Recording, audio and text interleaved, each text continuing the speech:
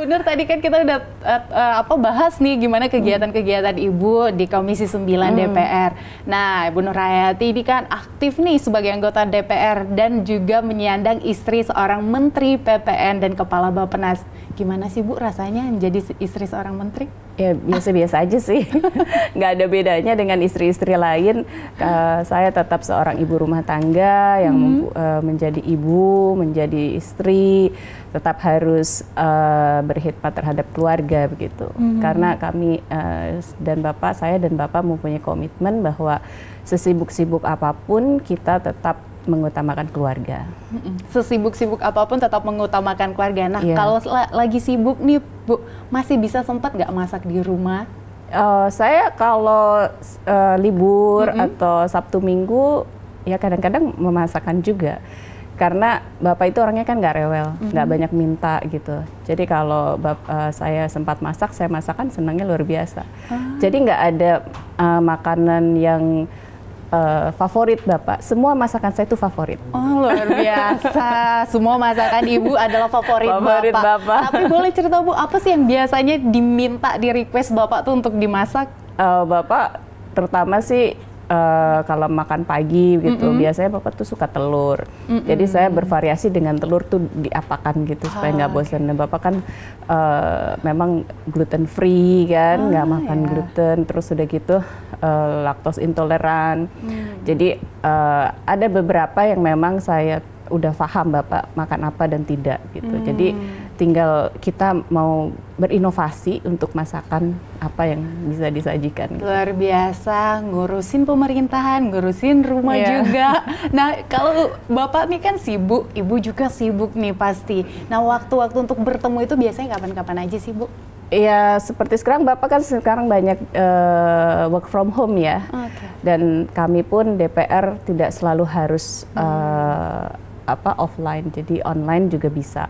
Sehingga ya waktu-waktu sekarang sih kami banyak ketemu, apabila tidak tapi Bapak itu tidak pernah sampai tengah malam gitu pulang. Jadi Bapak tuh banyak berusaha untuk bisa di rumah dengan keluarga, biasanya walaupun bekerja gitu. Oh gitu, berarti sambil gitu ya Bu. Nah misalnya kalau lagi ada waktu family time ini Bu, biasanya apa sih yang diobrolin? Apakah memang tidak membawa pekerjaan ke rumah atau sometimes ya ngomongin tentang pekerjaan juga? Karena saya legislator dan Bapak eksekutif ya, kita banyak berbicara banyak hal gitu, dari hal-hal politik, pekerjaan dan hal-hal pribadi juga gitu. Jadi banyak yang kami bisa diskusikan. Kalau misalnya Bu membicarakan tentang pekerjaan, kadang kan pekerjaan ada saja masa-masa tersulit dan terendahnya.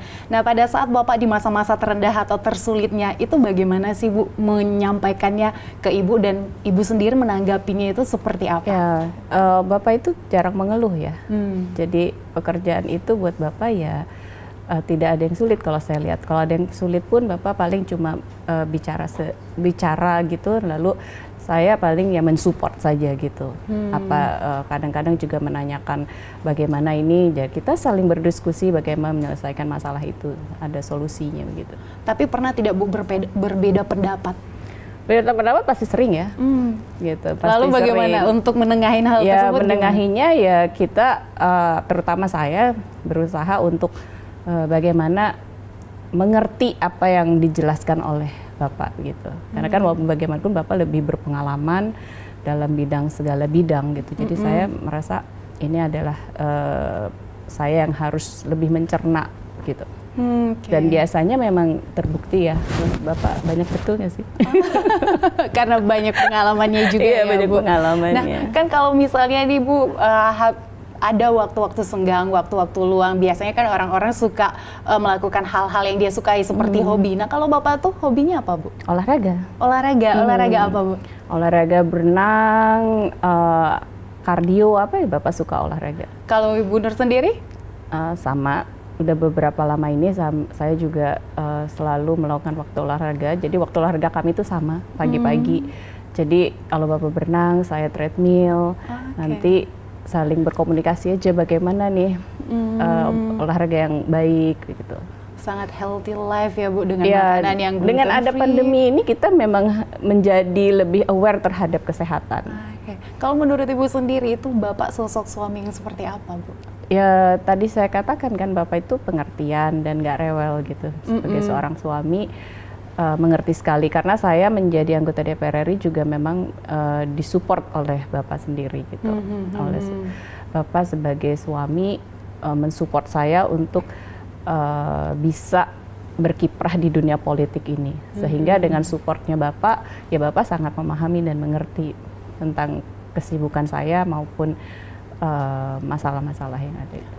Jika bersama anak-anak, biasanya kan kalau tadi antara ibu dan bapak olahraga bersama, terus makan sarapan bersama di pagi hari. Nah, kalau dengan anak-anak itu seperti apa Bu kegiatannya biasanya? Kegiatannya Bapak ya mengikuti keinginan anak-anak. Kalau misalkan yang satu senang main games, Bapak mengikuti. Kalau yang satu senang main apa, mengikuti. Jadi Bapak itu memang atau ada masalah yang memang anak-anaknya ingin berdiskusi, pasti Bapak selalu meluangkan waktu untuk berdiskusi.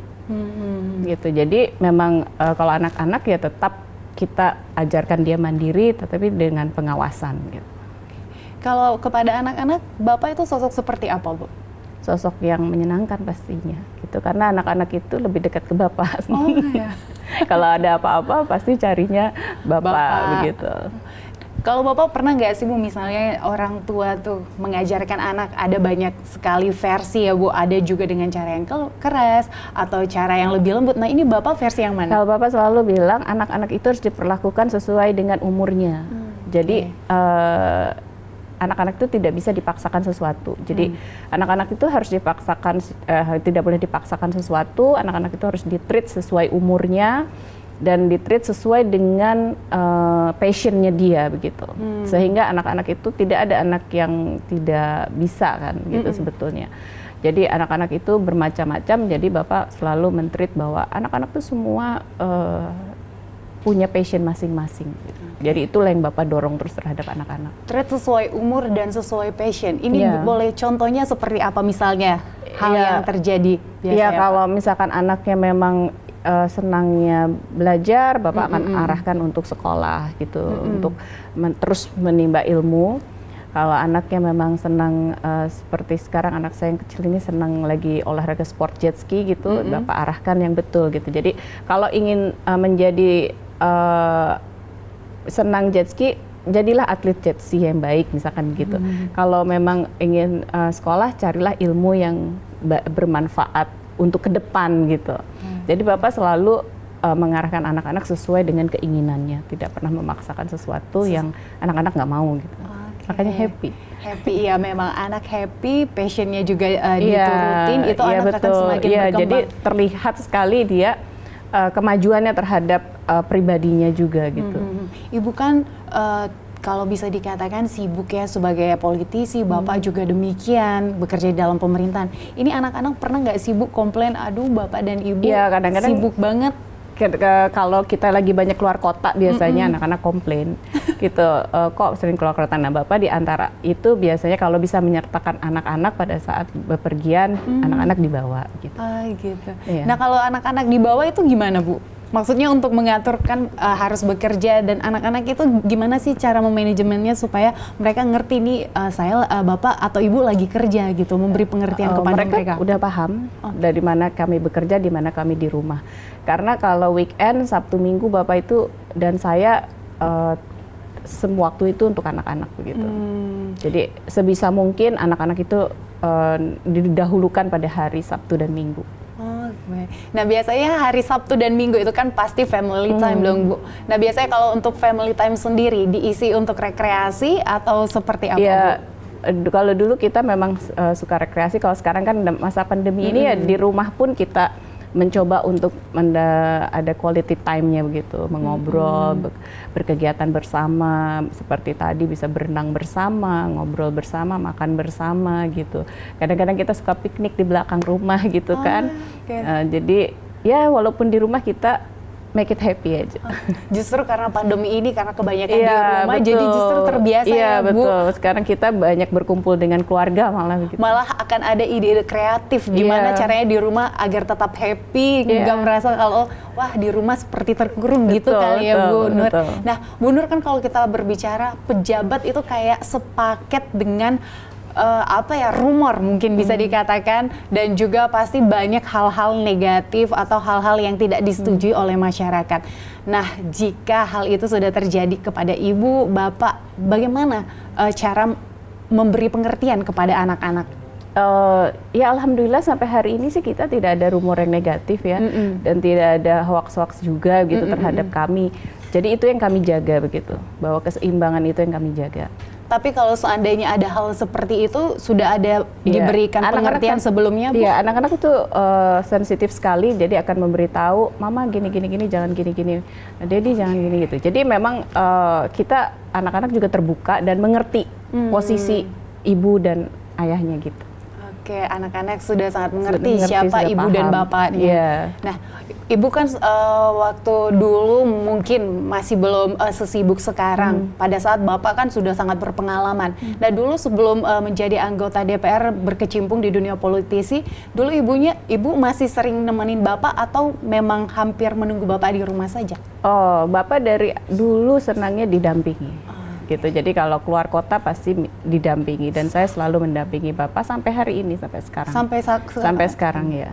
Nah, biasanya apa aja sih Bu, misalnya kalau didampingin, pesan-pesan yang selalu diminta sama bapak untuk disiapkan oleh ibu? Ya nggak ada sih, karena bapak juga sudah paham saya dan saya juga sudah paham dengan pekerjaan bapak. Jadi saya mendampingi. Jadi betul-betul mengikuti kegiatan bapak, dan kalau memang saya harus mengisi kegiatan juga kami mengisi. Tapi dengan kesibukan bapak itu, ibu bagaimana awalnya untuk mengerti, oh suami saya ini seorang pejabat yang sangat sibuk? Karena banyak juga nih istri-istri dari pejabat yang masih kayak seperti, wah suami saya nih sibuk banget. Nah itu untuk memberi pengertian dan ibu juga mulai terbiasa dengan kegiatan bapak itu bagaimana sih Bu? Kalau saya sih terbiasa dari awal, karena bapak orangnya tidak pernah sibuk dan lupa keluarga, itu yang saya rasakan. Jadi walau bagaimana sibuknya bapak, keluarga adalah nomor satu. Itu dari dulu begitu. Jadi kami tidak pernah merasa kehilangan seorang ayah atau suami di rumah ini, karena bapak itu selalu ada. Gitu, untuk kami. Meski sesibuk apapun, family come first. Iya. Oke, nanti kita akan lanjutkan lagi Bu Nur Hayati pembicaraan kita usai jeda berikut ini. Tetaplah bersama kami di Cerita Wanita.